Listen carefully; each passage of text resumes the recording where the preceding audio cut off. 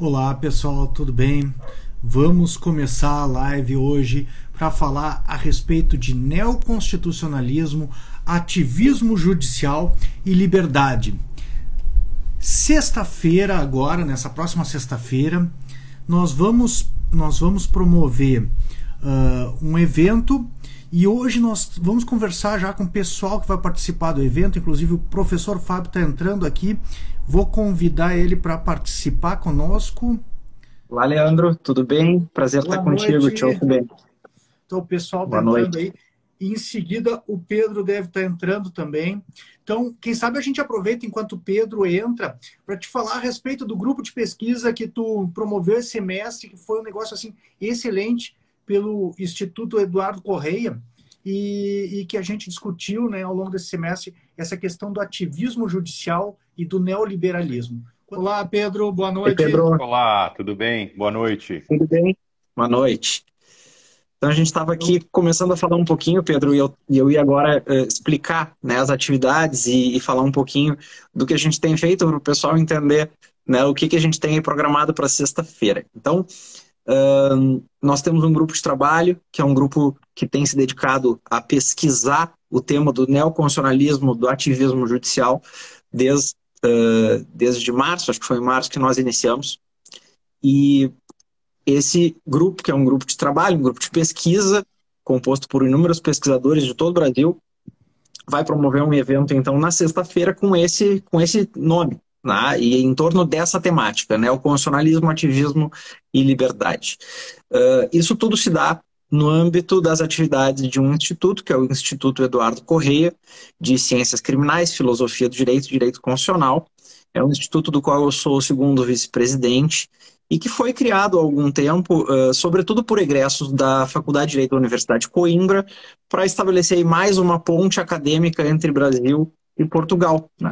Uma das frentes de atuação do Instituto é a pesquisa na área da filosofia do direito e foi por conta disso que nós criamos esse grupo de trabalho, esse grupo de pesquisa, coordenado por mim, em torno dessa temática do ativismo, do neoconstitucionalismo. Como eu disse, nós temos no grupo pesquisadores do Brasil inteiro, né, de todos os níveis acadêmicos. Nós temos graduandos, temos bacharéis, temos mestrandos, mestres, doutorandos, doutores e até mesmo pós-doutores, temos professores. Então é um grupo de trabalho, um grupo de pesquisa bastante heterogêneo, mas bastante qualificado no seu todo, eu diria. E nós temos tido debates excelentes, né, e muita troca, porque a nossa intenção não é enfrentar a temática do ativismo judicial de um ponto de vista político, né, e sim de um ponto de vista científico. Evidentemente que nós temos preocupações políticas, né, e elas inclusive motivam o enfrentamento acadêmico-científico do assunto, mas o nosso objetivo é, de fato, promover uma discussão acadêmica de alto nível acerca dessa temática. Muito bem. Dentre as atividades do grupo, desde o início está previsto este evento que acontece agora, então, na sexta-feira. E nesse evento nós teremos comunicações de 10 integrantes do grupo, dentre eles o Pedro. Eu farei apenas a abertura, né, e teremos também convidados externos. Então, o evento inicia com uma conferência de abertura do Dr. José Manuel Aros Linhares, que é catedrático de Filosofia do Direito da Faculdade de Direito da Universidade de Coimbra. Nós vamos ter também uma palestra do Dr. Glauco Barreira Magalhães Filho, da Faculdade de Direito da Universidade Federal do Ceará, e uma palestra do Eduardo José da Fonseca Costa, da Academia Brasileira de Direito Processual, que vai tratar da temática dos princípios, né? Juntamente com eles, nós teremos uma palestra do Pedro Moreira, que está aqui conosco, que é membro do grupo, né? E isso tudo durante a manhã, e aí a partir das 14 horas, até o final da tarde, nós teremos 3 mesas, cada uma com 3 comunicações. Então serão comunicações curtas, de 20 minutos, para ter bastante dinamismo. Então serão 4 palestras pela manhã, uma conferência de abertura, mais 3 palestras, e aí depois, então, 9 comunicações durante a tarde, né? E, bom, por que nós... Não, que eu ia Diga. dizer, e o grupo foi extremamente frutífero também, porque a gente pegou, pô, havia advogados, né? Nosso caso, eu acho que o Pedro também é advogado, né, Pedro? Você é do Instituto Mises e também do Instituto Ives Gandra, né? Mas havia promotores, juízes, né? Então havia assim e professores universitários, havia gente de todo o perfil, assim, né? E todos preocupados com essa questão do ativismo e do neoconstitucionalismo. Então, se tu me permitisse, Fábio, quem sabe o Pedro se apresenta para nós aí e explica um pouquinho do que é o ativismo e por que nos preocupou tanto e nos moveu este ano a nos dedicarmos, né, dessas diversas áreas ao estudo do ativismo judicial. Bom, pessoal, então boa noite, Leandro, boa noite, Fábio, boa noite a quem está nos assistindo aí. Os convido, assim, veementemente, fortemente a participar do nosso evento na sexta, né? Porque realmente, primeiro me apresento, né? Meu nome é Pedro Moreira, eu sou membro do grupo, um grupo coordenado pelo professor Fábio Cardoso Machado. É uma honra, a gente tem participado desse grupo desde o início do ano, as discussões têm sido muito frutíferas, os trabalhos e os debates têm sido de grande qualidade, para mim tem sido uma satisfação participar, né? E acho que culmina com esse evento. Então, além de participar do grupo, eu também sou mestre em Direito pela URGS, pela Universidade Federal do Rio Grande do Sul, doutor em Filosofia do Direito pela Universidade Autônoma de Madrid. Estou vinculado ao Instituto Ives Gandra e ao Núcleo de Filosofia Política, temos feito um bom trabalho por lá, e sou professor dos cursos de especialização do Instituto Mises Brasil, hoje, né? E o que é ativismo, né? Acho que esse é o nosso ponto que nos leva até aqui, que nos trouxe até aqui, o que nos leva até sexta-feira, até o nosso evento. Existem muitas abordagens em relação ao ativismo, Leandro. Eu acho que a principal delas, a que mais me seduz, de certa forma me convence, é a do Tom Campbell, que é um constitucionalista ou teórico do direito,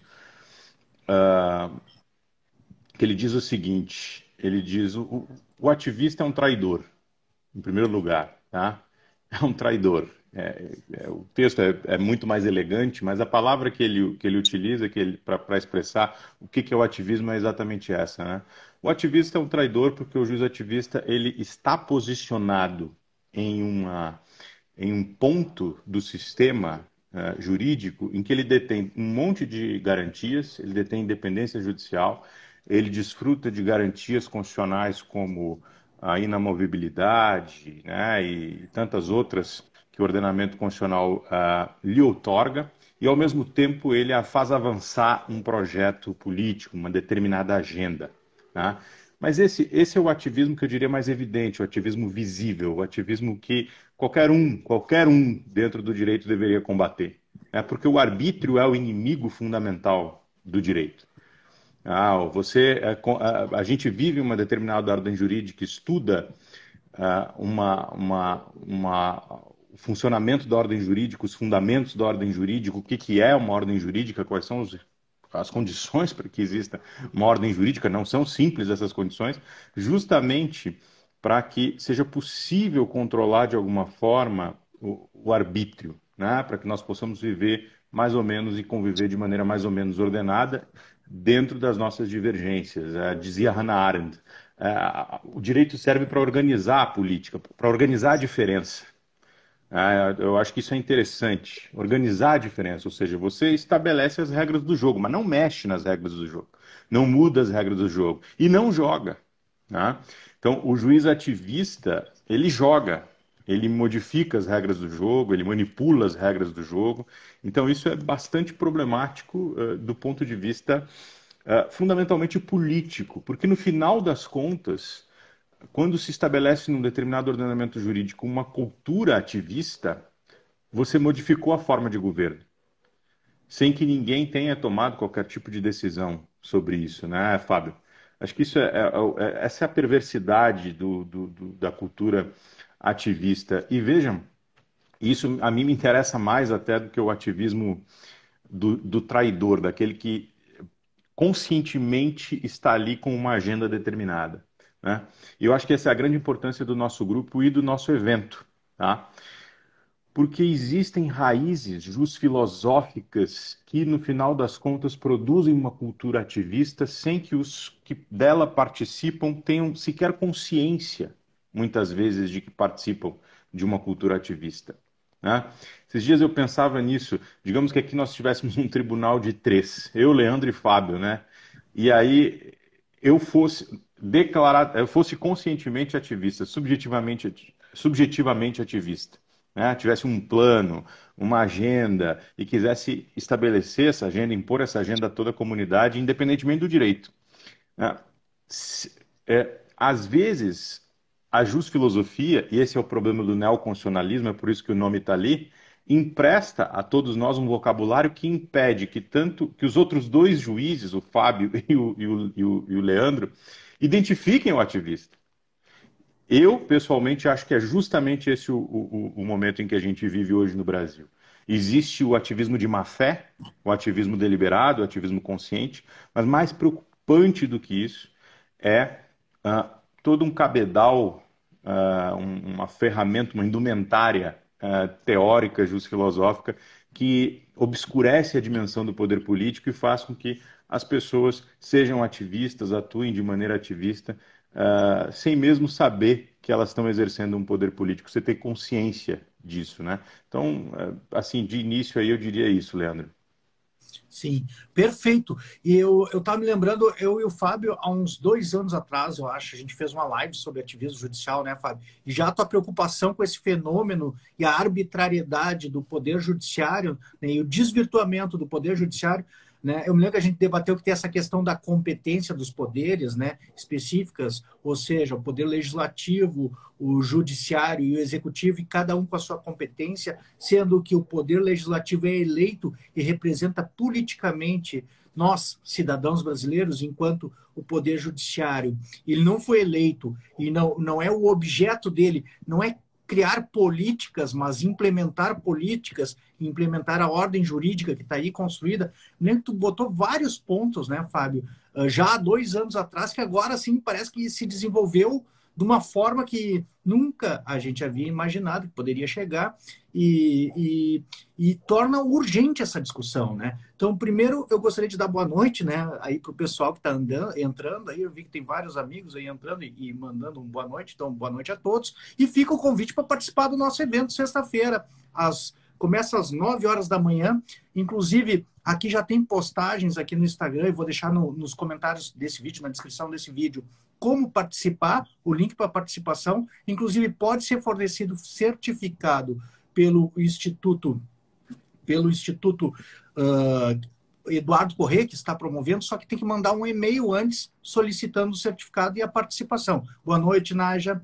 E, Fábio, como é que fica aquela questão? Me lembro que você falava que o ativismo judicial e o neoconstitucionalismo começou a se implementar no Brasil a partir, eu acho, de questões sociais, né? Direitos sociais começaram a ser implementados, né? E depois isso se desenvolveu muito mais além, né? Agora, inclusive, a questão a gente viu a criação de legislação criminal pelo Poder Judiciário, pelo STF, né? Criação de crimes pelo Poder. Se tu pudesse dar alguma pinceladinha para nós desse desenvolvimento do ativismo judicial no direito brasileiro, seria interessante para o pessoal que está nos acompanhando e incentivaria o pessoal a participar do nosso evento, que é gratuito e aberto e será realizado nessa sexta-feira.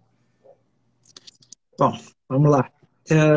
O que já era uma preocupação, e já de bastante tempo, na minha visão, se tornou uma emergência nacional.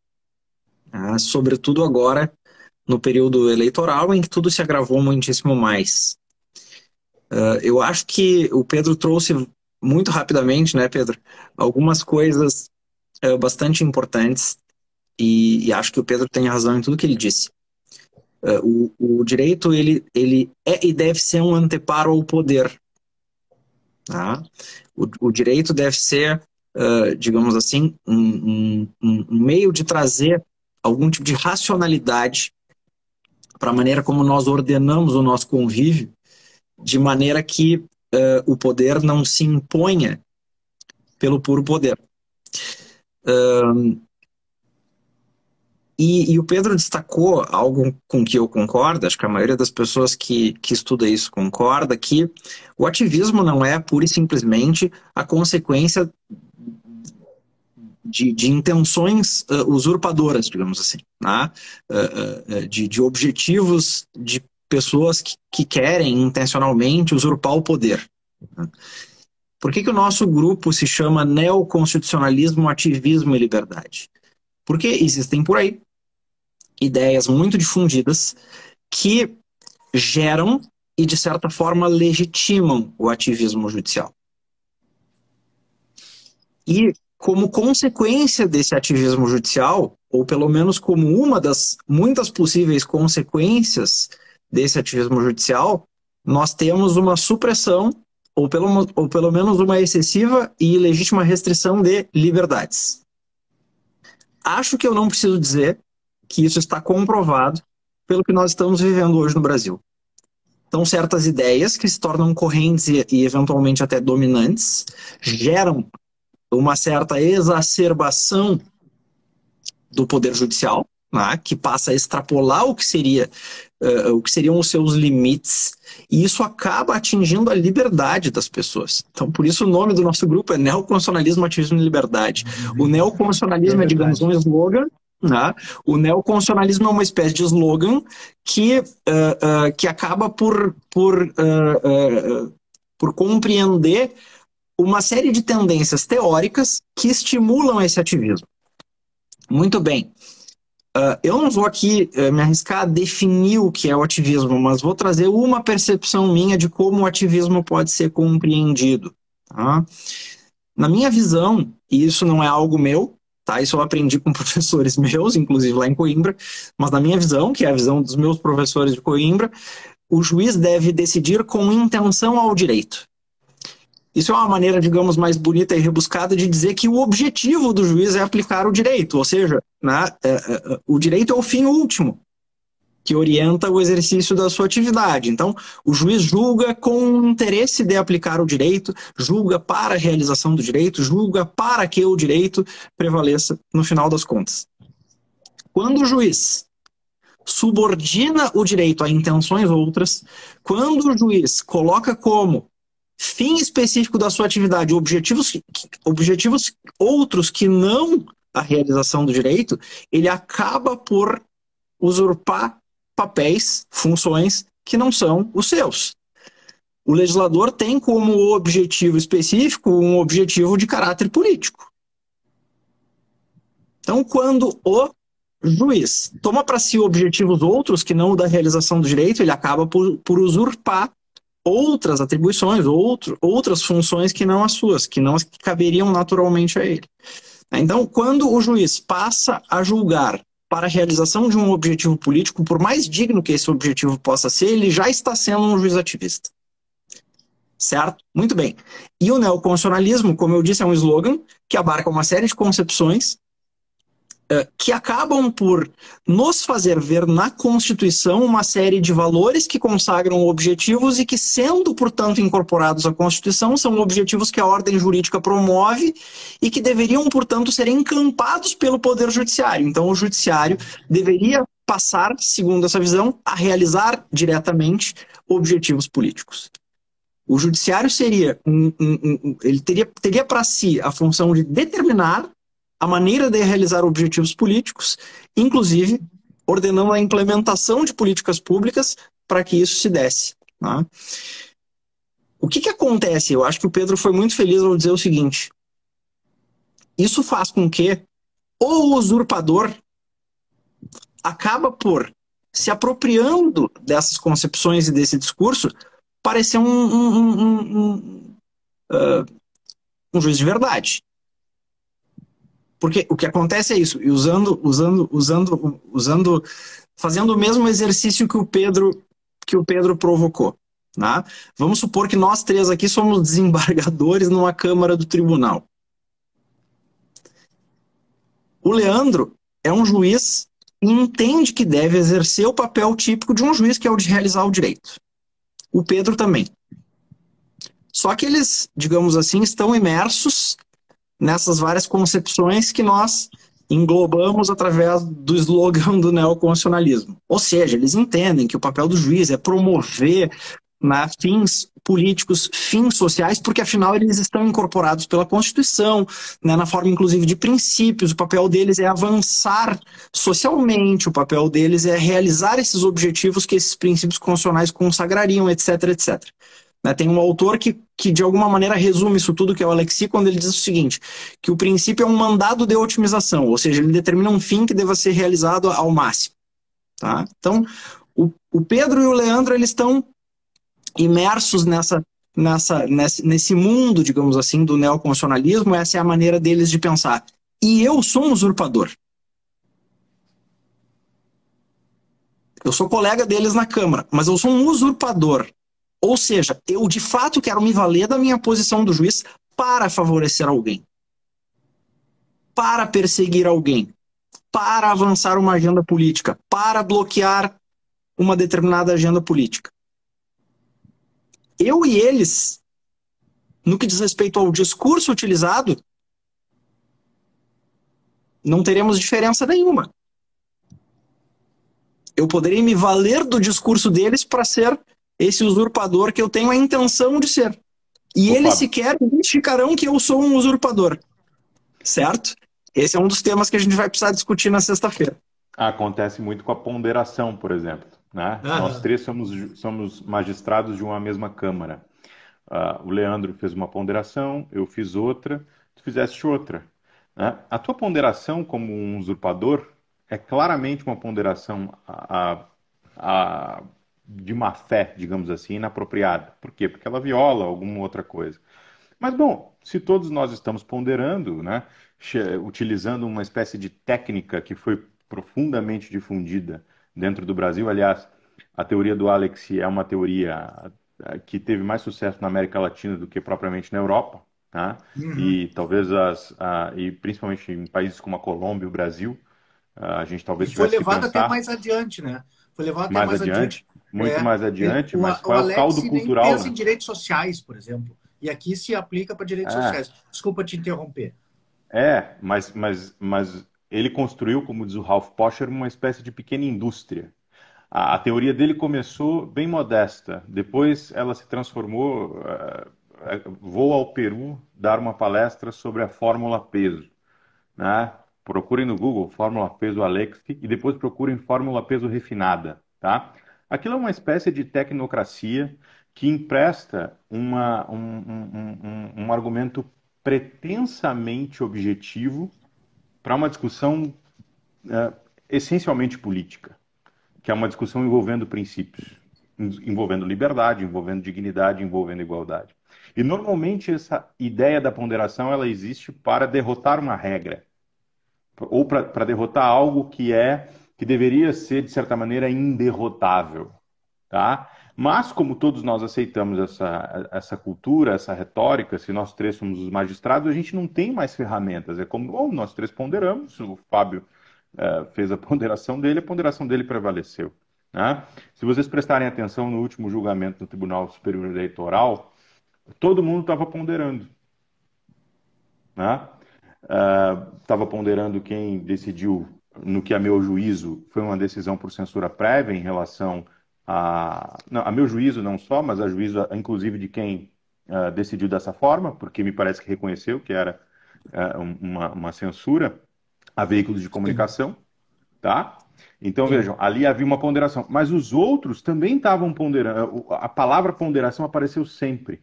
E a palavra ponderação, ela é própria dessa linguagem neoconstitucionalista, que é a linguagem dos direitos. Ou seja, a Constituição ela não é mais aquilo que eu falava antes, né, Fábio? O marco dentro do qual nós jogamos. A Constituição é um marco discursivo, por meio do qual nós ponderamos e argumentamos, e bem, eventualmente uma das concepções pode prevalecer. Né? Mas ela já não é mais um marco para a limitação do poder, né? Muito menos do poder de quem pondera. Então, esse é um outro tema, um tema dentro do guarda-chuva dos nossos temas aí de sábado, de sexta, mas me parece que é algo que tomou conta da cultura jurídica brasileira. tá? Eu me lembro de um autor espanhol, Juan Antonio García Amado, que é um crítico da ponderação. Ele dizia assim: ninguém pondera para perder. Você não vai nunca ver alguém chegando assim: olha, fiz aqui o meu juízo de ponderação, mas deu outra coisa. Eu imaginava que ia dar uma coisa X, deu Y. Né? Aqui na fórmula peso deu outro. Não, você pondera depois que você tomou a decisão. Você quer. A ponderação não é um mecanismo por meio do qual você chega a uma decisão. A ponderação é a forma como você justifica a decisão que você já tomou. Você já quer fazer prevalecer um princípio em relação ao outro, né? Eu nunca tinha me apercebido desse ponto, mas isso aí é tipo a evidência, não é a prova, mas pelo menos uma evidência de o quão arbitrária é a ponderação, né? A gente nunca vê ninguém ponderando para chegar a uma conclusão diferente daquela que já gostaria de chegar, né? É extremamente verdadeiro o que tu falou, né? É muito, muito boa essa mesmo. É que nem eu sempre pensava assim, né? Como ponderar a dignidade da pessoa humana e a dignidade da pessoa humana, né? Porque é que nem diz o Barzotto, né? Que é amigo, eu acho, de nós dois, né? Professor de nós dois, nós três aqui, né? Nosso conhecido, e me lembro, inclusive, do Fábio também, lá na URGS, do Pedro também, né, nas aulas do Barzotto, que o Fábio às vezes participava lá para discutir com o Barzotto também, né, Fábio? E o Barzotto dizia: o problema da dignidade da pessoa humana é que sempre aparece para as duas partes, né?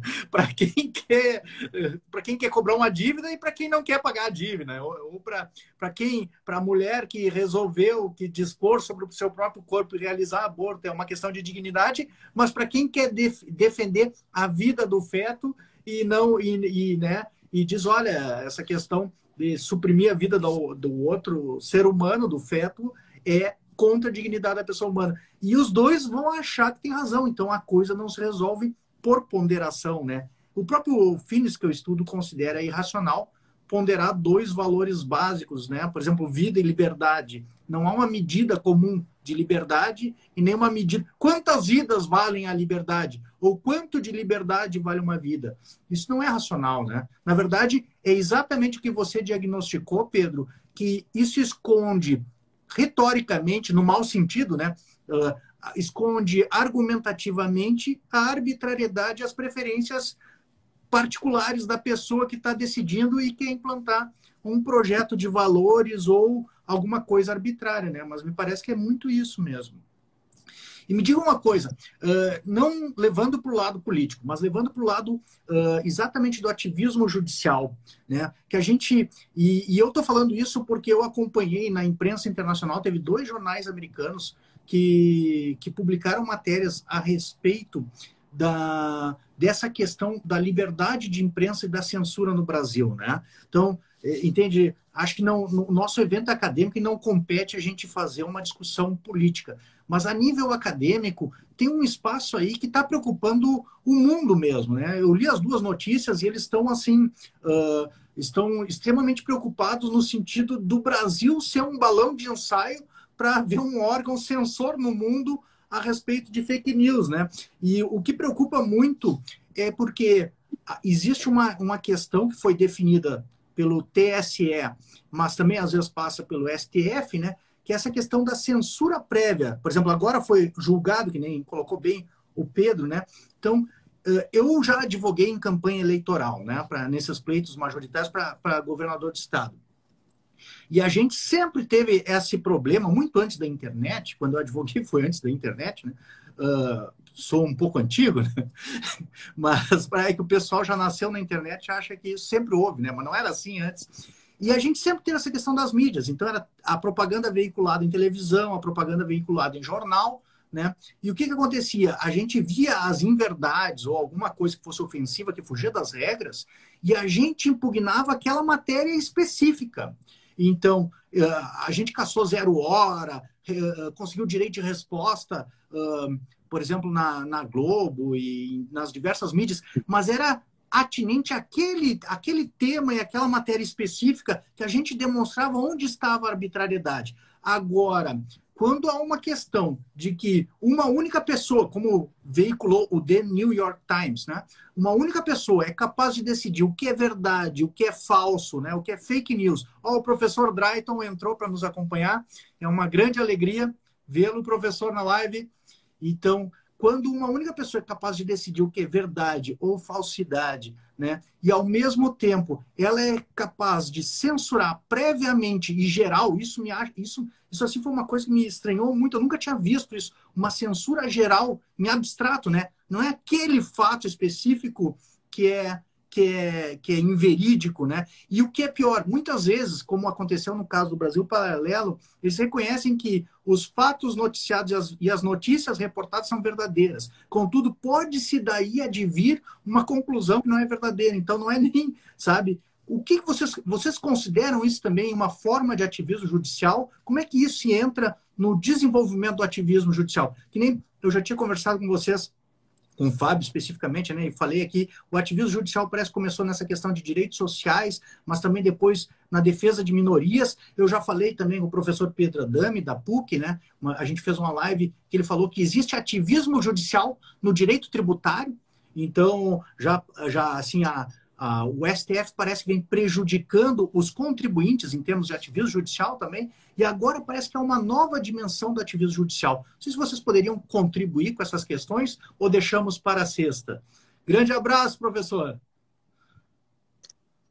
Um abraço, professor Dreyton. Uma alegria tê-lo aqui ainda que rapidamente. Vamos lá. O que está acontecendo no Brasil hoje vai muito além de ativismo judicial. Isso, para mim, é muito claro e, na minha visão, só não percebe isso quem não quer. O ativismo judicial, como quer que a gente considere, caracterize, do ponto de vista acadêmico, teórico, enfim, o ativismo judicial diz respeito a competências, né? A quem cabe o quê. E o ativismo judicial, como, digamos, uma tendência de crescimento do judiciário, uma tendência de expansão do judiciário, é um fenômeno mundial, né? Ou pelo menos ocidental. Então, assim, ativismo judicial há por todos os lados. E no Brasil há muito tempo, né? Nós somos aqui gaúchos, né? E aqui há muito tempo já se falava em direito alternativo, enfim. Então, essa expansão do poder judiciário é um fenômeno mundial, não tem nada de brasileiro ou de tipicamente nosso, ok? E portanto, nós estamos sim indo além do que seria uma pura expansão do poder judiciário para tomar para si algumas atribuições que seriam ou que eventualmente seriam também de outros poderes. Não é disso que se trata e eu lamento ter que dizer isso, né? O que nós vemos no Brasil acontecer hoje é uma invasão não de competências e atribuições de outros poderes, mas uma invasão de liberdades constitucionalmente protegidas. Certo? O Poder Judiciário está fazendo coisas que nenhum poder poderia fazer. O Judiciário não está usurpando competências de outros poderes, ou não está tomando apenas para si atribuições que não seriam suas. O Judiciário está fazendo coisas que ninguém poderia, em nenhuma situação, fazer. Agora, não deixa de ser verdade também que aqueles fatores teóricos, filosóficos, etc., contribuem para isso ou obscurecem o que está acontecendo, né? E aí eu preciso dizer o seguinte, para fins de clareza, o direito não é um rol de objetivos. O direito não é um rol de objetivos. O direito diz respeito à maneira como a persecução de objetivos é possível numa determinada ordem política, a fim, inclusive, de que liberdades sejam resguardadas e protegidas. O que eu quero dizer com isso? Vamos supor que a democracia, para além de um regime, seja um objetivo político, ou um valor. Certo? Muito bem. O direito estabelece em que termos é possível o exercício do poder numa democracia. O direito limita o poder de modo a resguardar liberdades que, inclusive, são necessárias para a preservação do regime democrático. E o direito estabelece como é possível o poder público atuar em termos que isso seja compatível com o que seria uma ordem democrática e com as liberdades que são inerentes a uma ordem democrática.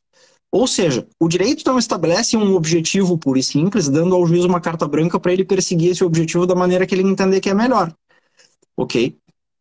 E o que está acontecendo no Brasil hoje é é um esquecimento desse fato óbvio, né, e dessa circunstância elementar de que o direito não é pura e simplesmente um rol de objetivos. Né, e a gente vê isso claramente acontecendo agora, né, nesse contexto eleitoral que a gente está vivendo.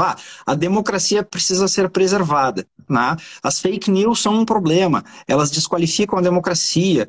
Né?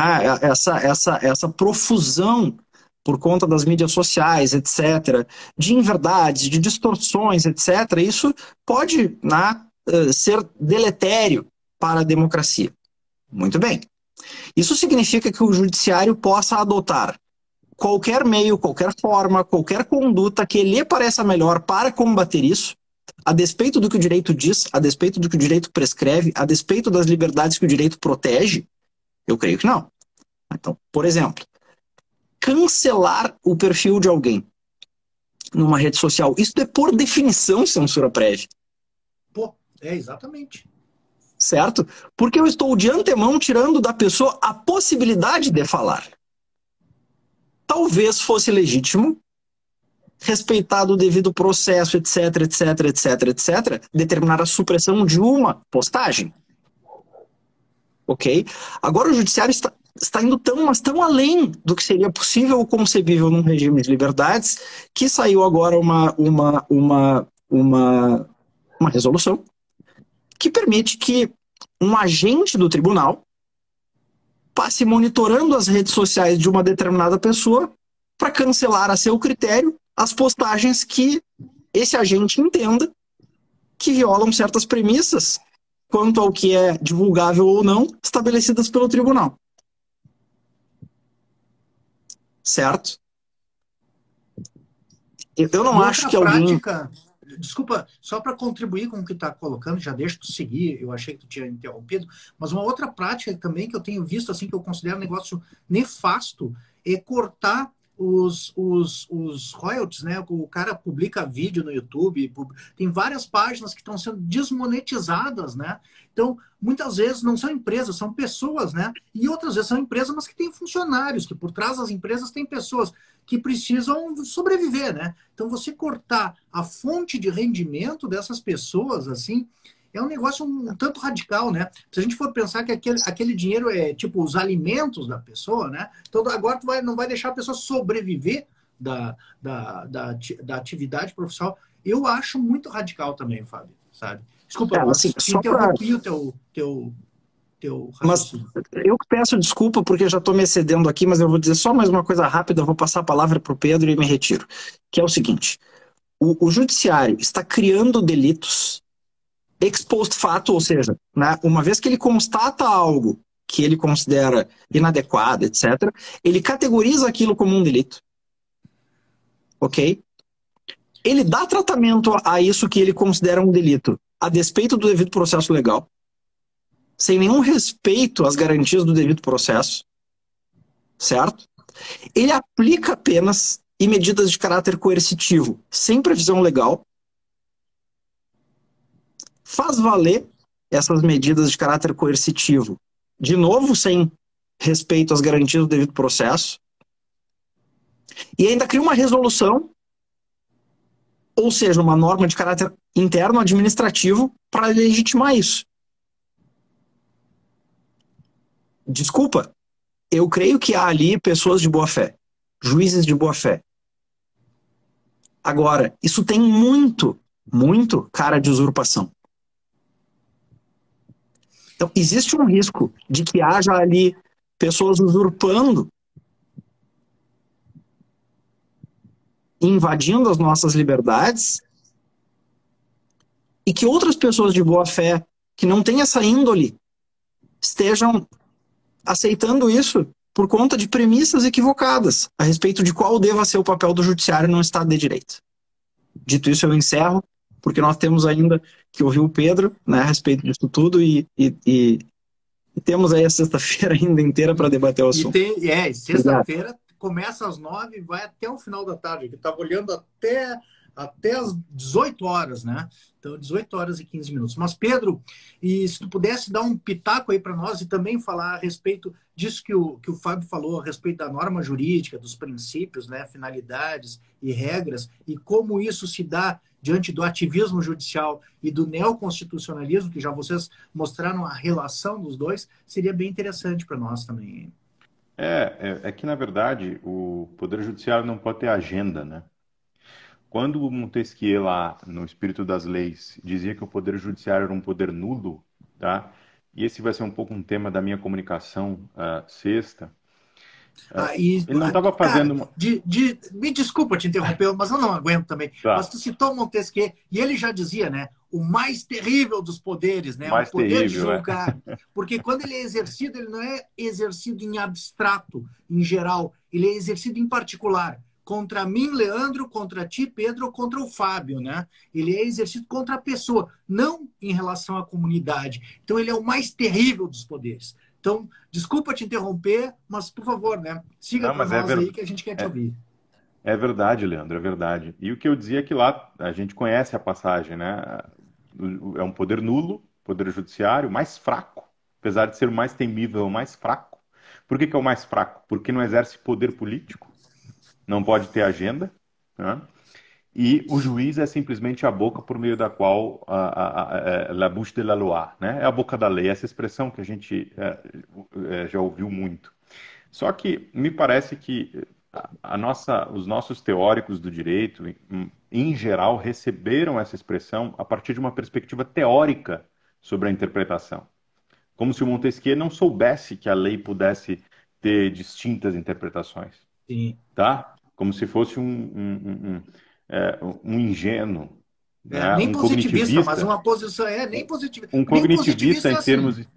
Nem positivista é assim, um cognitivista em termos interpretativos, o que eu acho muitas vezes um espantalho, porque o sujeito fala, não, mas os cognitivistas, mas onde estão? Quem são essas pessoas? Quem são esses autores? Quem é que nós estamos combatendo? Que tipo, enfim. Mas qual era a perspectiva do Montesquieu? Era uma perspectiva institucional. A perspectiva teórica sobre a interpretação é novíssima. A teórica no sentido de científica, ou seja, uma perspectiva científica sobre a interpretação. O que Montesquieu estava teorizando era sobre a interpretação num sentido político, como ela efetivamente é, na verdade. E a gente está vendo claramente. Interpretar o direito é aplicar, de alguma forma, uma parcela do poder político da comunidade, é exercer uma parcela do poder político da comunidade. Então, interpretar o direito envolve uma certa noção de que tipo de autoridade eu tenho quando eu aplico o direito. E o que o Montesquieu estava dizendo o juiz é simplesmente a boca da lei. Ou seja, é óbvio que ele não está dizendo que a lei ela é perfeita, tá? E, portanto, impassível de interpretações. Mas o que ele está dizendo o juiz não tem que fazer nada além disso. Inclusive, se tiver aqui algum defeito, que o legislador corrija. Essa era meio que a concepção institucional da época, né? A saída institucional era que o legislador corrigisse. Por que corrigisse? Porque justamente a lei tem um defeito. Então não é que o sujeito não reconhecesse que a lei tem defeito. Reconhece, mas está discutindo institucionalmente o problema, né? Então, esse me parece um ponto. Nós perdemos a dimensão institucional da interpretação e da aplicação do direito, portanto, perdemos a dimensão da repartição de poder político. Ou seja, quando alguém vai decidir sobre fake news, um juiz vai decidir sobre fake news, deveria se perguntar por que eu vou decidir isso? Por que eu vou definir isso? Por que eu exercerei essa parcela de poder político? Porque se o legislador não faz, deve ter uma razão. Por que ele não faz? Porque é difícil. Ele não faz porque uma legislação sobre fake news é dura, talvez não tenha que ter. Talvez seja melhor deixar livre. Talvez não. Talvez nós precisemos ficar só com os crimes contra a honra. Enfim, é uma questão complexa que a comunidade vai ter que decidir, né? Então, o que mais me espanta nessas discussões sobre fake news, tá? É que, mas antes disso, eu dizia que o direito não pode ter finalidade, né? Antes de entrar nesse ponto. Não o direito, o judiciário, o poder nulo, digamos assim, para utilizar a linguagem do Montesquieu, não pode ter agenda, né? Mas o Poder Judiciário se concebe, a partir dessa concepção neoconstitucionalista, com agenda, não só o Poder Judiciário, mas o Ministério Público, a Defensoria Pública. Na minha visão, ou seja, desde que eu comecei a perceber isso, pelo menos desde os anos 2000 ali, tá? Para mim, o caso paradigmático é o caso do julgamento da lei da ficha limpa. Acho que nós vamos precisar fazer uma revisão, independente das preferências ideológicas de cada um, e ver o que aconteceu no Brasil nos últimos 12, 15 anos em termos de ativismo judicial, em que o judiciário foi, digamos assim, sequestrado por uma ideia de que ele deveria cumprir determinada finalidade política. Na lei da ficha limpa, os ministros, o ministro Fux, por exemplo, diz algo como: nós não podemos ir contra o espírito do povo. Tá? O ministro Aires Brito diz algo assim: nós vamos segurar pela cauda uma lei concretizadora da moralidade. E eles não estavam discutindo a inconstitucionalidade da lei inteira, mas da aplicação retroativa de alguns dispositivos da lei para fatos pretéritos. A lei da ficha limpa já foi uma violência em relação à possibilidade dela apanhar fatos pretéritos, ou seja, a lei entrou em vigor em 2010 e pegou gente que cometeu fatos em 2001, para citar um exemplo. Retroativa, né? Vamos lá, embora o exemplo possa aparecer em certos núcleos incômodos, mas o Supremo mudou a jurisprudência em relação à prisão em segunda instância nesses últimos 10 anos, salvo engano, 3 ou 4 vezes. Isso indica, né, que ora foi uma finalidade, ora foi outra finalidade, uma oscilação, ao meu juízo, injustificada. Tá? Ao meu juízo, injustificada. E agora o Supremo, mas o quê? Ali existia, em nome do combate à corrupção. A finalidade era o combate à corrupção. Há 2 anos o ministro Fux abriu o ano legislativo dizendo que o judiciário iria combater. O judiciário não tem que combater corrupção. O judiciário não tem que preservar o meio ambiente. O judiciário não tem que fazer nada disso. O judiciário não tem que combater fake news. Ou a gente aprende a cada um a ter, dentro de uma ordem institucional, o seu lugar, a sua posição institucional, ou não tem preservação da política e também não tem preservação do direito. E vejam o que é grave nesse caso, nessa questão das fake news. O que é grave é que o tribunal, isso me entristece cada vez que eu leio as decisões ou vejo julgamentos sobre isso, é que não há uma preocupação, mesmo que a gente discorde, não há uma preocupação dogmática, não há uma preocupação analítica de delimitar, por exemplo, qual seria o núcleo essencial, de emprestar uma previsibilidade para o futuro. Quais são as condutas, então, que não são... Porque, bom, se estamos legislando, de alguma forma, né, que se crie algum tipo de... Mas não, me parece que o objetivo é precisamente deixar o guarda-chuva aberto com investigações que perduram, que se eternizam no tempo, para que ela possa ir apanhando elementos absolutamente desconexos entre si, díspares, muitas vezes, e isso na verdade, transformar as pessoas em objeto da ordem jurídica, por mais que nós nem gostemos dessas pessoas. Mas as garantias servem para as pessoas que a gente não gosta mesmo. Em geral é assim. A garantia penal serve para quem? Em geral serve para o sujeito que cometeu algum ilícito. Então, se você não gosta do fulano, do político X ou Y, né, mas talvez ele tenha a garantia de dizer o que ele pensa e não ser simplesmente abarcado por um guarda-chuva, um conceito absolutamente indeterminado, como é o conceito de fake news. Tá? O conceito de fake news não é sequer respeitado na sua literalidade, porque nem é notícia falsa, é absolutamente qualquer coisa. Agora já é desordem informacional. Enfim, a situação é bastante preocupante. Por que ela é preocupante? Porque as eleições vão terminar, mas o Supremo Tribunal Federal vai continuar. O Poder Judiciário como um todo vai continuar. Isso não vai ser resolvido de um dia para a noite. A credibilidade dos tribunais não vai ser restaurada amanhã. Por mais que se diga que o tribunal alcançou um objetivo político de combater as fake news, etc., esse avanço indevido e ilegítimo dos poderes não eleitos está comprometendo, na verdade, a própria saúde da democracia, porque investe contra a política, descredibiliza o poder. É aquilo que o Carl Schmitt falava: quando você politiza a justiça, nenhum benefício você traz à política e você ainda liquida com a justiça, porque as pessoas passam a não acreditar. Fábio, se a cultura jurídica é neoconstitucionalista, ou seja, se os juízes eles têm objetivos determinados, políticos, se eles são ponderadores, etc., então eu preciso saber quem é o juiz.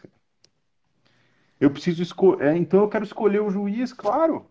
Porque, bom, se ele vai decidir conforme objetivos políticos, eu preciso saber o que ele pensa, eu preciso saber quem ele é, eu preciso saber onde ele se formou, eu preciso saber quem ele é. Então não existe mais, né, esse poder neutro do qual falava Montesquieu. Então isso me parece muito, muito preocupante. Alguém perguntou ali atrás, só para interagir um pouco, sobre como mudar isso, né? Na minha opinião, a única forma de mudar é modificando aos poucos a cultura jurídica, tá? Eu ia te Acho que dizer, não. é a única esclarecimento e cultura jurídica, né? Me parece quando as coisas, e talvez também, né, eu digo institucionalmente através da lei seja um pouco difícil, porque na verdade a nossa lei, a nossa Constituição já garante mecanismos, né? A lei de hoje em dia tem outro nome, mas né, era a lei de introdução ao Código Civil, agora com esse novo Código Civil mudaram. Mas é um Mas a constrangimento. Constituição E o constrangimento. separação, Estado democrático de direito, separação dos poderes, atribuição de competências e as garantias do artigo 5º em seus incisos já acaba com praticamente todos esses problemas que nós estamos debatendo aqui. Quando você falava ali, eu me lembro, estava pensando aqui, o Lon Fuller, cara, aquele do caso dos exploradores de caverna, mas que também escreveu The Morality of Law. Cara, ele propôs 8 desideratos, que é tipo assim, ó, chovendo no molhado, cara. Sabe? Assim, nunca vai imaginar que alguém vai querer passar aquilo ali. Que é tipo, deve haver lei, ela deve ser geral, ela não deve ser retroativa, ela deve ser prospectiva, sabe? E, tem uns negócios assim que é meio chover. E os caras, que nem você bem mostrou para nós aqui, né? Eles, aliás, esse é um grande indício para quem estuda a teoria do Estado de Direito, de que a coisa tá fugindo do Estado de Direito, sabe? Desde a antiguidade, sabe? Esse é um enfraquecimento do Estado de Direito. Mas, senhores, a gente já vai adiantar da hora que a nossa proposta era conversar meia hora a respeito do tema. Obviamente, estouramos o nosso tempo, porque o tema é urgente e apaixonante. Nos dedicamos este ano ao estudo, né, nesse grupo de estudos sobre filosofia do direito e teoria da Constituição, do Instituto Eduardo Corrêa, que foi excelentemente conduzido e proposto pelo professor Fábio Machado, que está nos acompanhando aqui nessa live, né? E gostaria só de lembrar, então, se vocês concordam, vamos encaminhando mais ou menos para o encerramento, para deixar o pessoal com vontade de participar, sexta-feira, às 9 da manhã, agora essa próxima sexta-feira, dia 28 de outubro, às 9 da manhã. Podemos encaminhar para o encerramento? De repente, se vocês querem dar mais alguma palavra, e se eu pudesse dar aqui a programação do nosso encontro, seria interessante. O que vocês acham? Só para o pessoal ter ainda mais clareza, se for necessário, do porquê o tema é tão importante. Sendo o regime democrático e de direito, quem vai ganhar as eleições, cá entre nós, é o de menos. Né? O ideal é que o regime pudesse ser democrático e de direito, um regime estável, e que nós pudéssemos, ora, ser governados por alguém mais à esquerda, ora, por alguém mais à direita. Por que o assunto preocupa tanto? É que nós podemos estar transitando para um novo regime. Um regime em que há a tutela da verdade por uma aristocracia judicial, que não se sente e não está de fato limitada pelo direito. Então nós temos uma transição para um regime que já não é mais a rigor democrático, para um regime que já não é mais a rigor de direito. Nós transitamos assim, é um risco real para um regime em que algumas pessoas se sentem legitimadas a decidir tudo por nós e a restringir todas as liberdades que eventualmente nós ainda temos e conquistamos. Isso é muito, muito grave. É muito preocupante. E não importa quem eventualmente ganhe, se de fato existe esse risco e se algo assim pode estar acontecendo. Porque quer ganhe um, quer ganhe outro, nós seguiremos governados por um pequeno grupo de pessoas que se sentem legitimadas a decidir tudo inclusive por nós cidadãos, né, e impor as suas decisões a despeito dos nossos direitos e das nossas liberdades, a despeito da própria Constituição. Então, eu sei que o que eu estou dizendo aqui é muito pesado, é muito grave, é muito difícil de ouvir, mas é preciso ser dito. E eu acho que é ao jurista, sobretudo, que compete dizer precisamente pela sua posição, porque tudo isso está sendo feito em nome da Constituição, em nome da ordem democrática de direito, e por juristas. Então é preciso que nós façamos essa denúncia enquanto há tempo. Eu não sei como nós vamos sair disso. Eu acho que não vai ser o resultado das eleições, não vai ser o desfecho de domingo que vai nos tirar disso. E é por isso que nós estamos tão preocupados. Quem dera que fosse questão de saber quem vai nos governar nos próximos 4 anos, não é isso? Cara, é tão perfeito o que tu falou, que ali acima tinham perguntado, né? E isso não é para resolver o problema das eleições? Não é. Já vem vindo há muitos anos, né? Com a questão da implementação de políticas sociais pelo Poder Judiciário. Eu me lembro aqui no Rio Grande do Sul, né? O Poder Judiciário aqui, gaúcho, ele costuma dar creches, dar tratamento de saúde, dar vagas em presídio, né? Melhorar, reformar presídios, né? Ele acaba administrando, tomando um papel do Poder Executivo. Mas a gente viu que, mais recentemente, o Poder Judiciário também começou a legislar em matéria criminal e adotar umas questões que dizem respeito ao Poder Legislativo. E, finalmente, o que tu está falando, eu estava me dando conta, né, em termos de nossas liberdades, a evidência de que isso não termina aqui foi a questão da Covid agora e da quarentena, né? Porque as nossas liberdades não eram mais decididas por aqueles administradores públicos encarregados de administrar. Seja bem, seja mal, eram eles que eram... Eu não estou fazendo uma defesa aqui de nenhuma política pública de saúde, nem do Poder Legislativo, nem do Executivo, mas não competia o STF regular política pública de saúde e política pública econômica. E se arrogar esse tipo de atividade, que nem o Pedro já mais ou menos sugeriu na fala dele, ultrapassa os limites da capacidade da instituição e das pessoas que ocupam aquilo ali. Eles não têm nem condições de fazer isso. Então, e acaba, eu concordo, né, com a contigo, ideia... não termina aqui, e do jeito que está vindo esse maremoto do ativismo judicial, é capaz de ser um tsunami, né? É capaz, a gente não sabe o que isso vai destruir e quem é que vai barrar isso aí. Né? Além da cultura, que é um trabalho de tempo, né? Trabalho de tempo. Desculpa, Pedro, te interrompi. Não, eu que peço desculpas, Leandro. É que isso acaba com a responsabilidade política, tá? Isso contribui para a radicalização da política. Esse tipo contribui para a radicalização da política, por quê? Porque percebam que o Supremo, mas isso ocorre nos estados em alguma medida também, mas o Supremo ele acaba sendo instrumentalizado muitas vezes por minorias parlamentares, né? Então, aquelas instituições, até mesmo nesse caso, quem faz as petições é um partido político ou um político. Quem quem peticiona, quem pede, me parece um pouco uma subversão, ainda mais se trata de processo penal, de alguma forma, né? Uma petição do político X ou do político Y. Então, isso acaba com a responsabilidade política. Quando o judiciário, vejam, quando o judiciário no final das contas, quem decide por último, isso incentiva duas posturas irresponsáveis. A primeira é que o político pode ser muito mais facilmente demagogo, tá? Porque ele sabe que, no final das contas, não é ele que vai tomar a decisão. Então, ele pode ser demagogo e ser radical.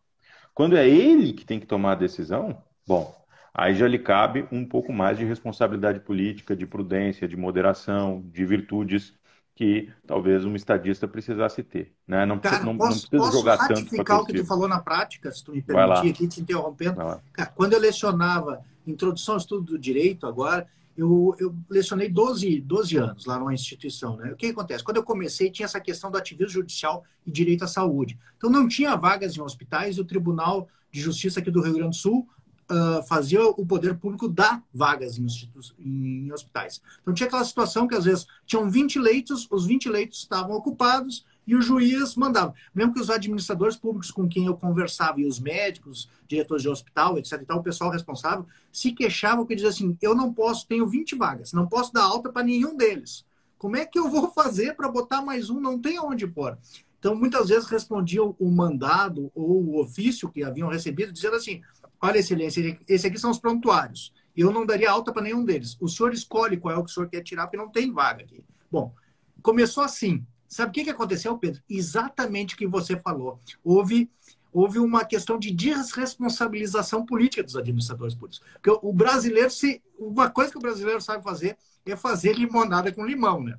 Então, eu comecei a discutir isso na minha sala de aula. Depois de uns 4, 5 anos, chegava o pessoal que era prefeito do interior, aqui no Rio Grande do Sul, o vereador, e dizia assim, professor, mas agora o que a gente mais gosta é dessas ordens judiciais aí, porque aí a gente pode despender recursos que não entram na lei de responsabilidade fiscal para a saúde e depois a gente bota nessa alíquota. Na hora da propaganda política, a gente diz que investiu em saúde, mas na hora de prestar contas, a gente diz cumprindo ordem judicial, cumprimento de ordem judicial. Então, é exatamente isso que tu falou. O judiciário, né, ele acha que ele vai conseguir fazer alguma coisa, mas por outro lado, o político ele leva para o outro lado, né? E se fica exatamente isento de responsabilidade sobre aquelas decisões que são tomadas judicialmente, né? Porque ele está cumprindo uma ordem, né? Claro, então, claro. Eles começaram a achar um negócio, né, assim, positivo, esse tipo de decisão, né? Não se queixavam mais, né? Não se queixavam mais. Mas, senhores, Vai e aí, então? tudo, né? Então, sexta-feira, agora, dia 28 de outubro, às 9 horas, nós vamos ter esse evento em que vamos discutir neoconstitucionalismo, ativismo judicial e liberdade. O evento é gratuito e vai haver o fornecimento de certificado desde que você que quer participar envie um e-mail antes para o Instituto Eduardo Correia. Aqui nos nossos Instagrams há posts sobre o evento e, inclusive ao e-mail esse, né, instruções de como participar, tem o link do Zoom, e ao e-mail esse que você pode enviar ali. Então, você copia o e-mail e envia. Qualquer coisa também pode perguntar para nós nas nossas redes sociais. Então, às 9 horas, o Fábio, nós vamos estar presente, o Fábio vai fazer a abertura do evento. Às 9h15, o professor da Universidade de Coimbra, o doutor José Manuel Linhares, vai fazer a conferência de abertura. Às 10h30,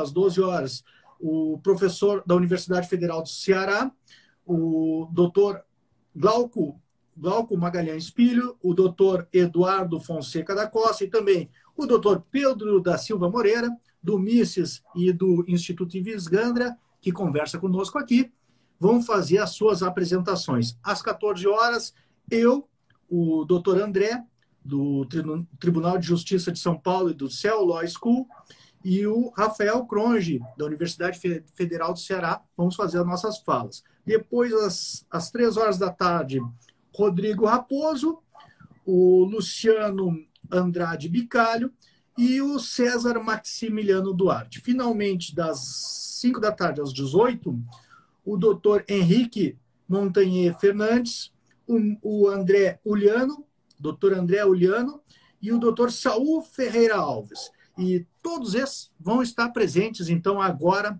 sexta-feira, dia 28 de outubro, nesse evento que vai estar sensacional e que eu acho que essa palhinha aqui já deu para mostrar como a gente deve discutir essas questões de ativismo judicial, neoconstitucionalismo e liberdade. Então, senhores, agora, quinta-feira, nós vamos fazer uma live também com o Maximiliano e com o André Uliano, com o Fábio e com mais alguns colegas que desejem participar, né, do nosso grupo de pesquisa. Então, senhores, vamos encaminhando para o encerramento. Se vocês quiserem se despedir, né, do pessoal aí, nos vemos, então, em seguidinha, na sexta-feira, para debatermos ativismo judicial. Abração, senhores. Vamos encerrando a nossa live aqui.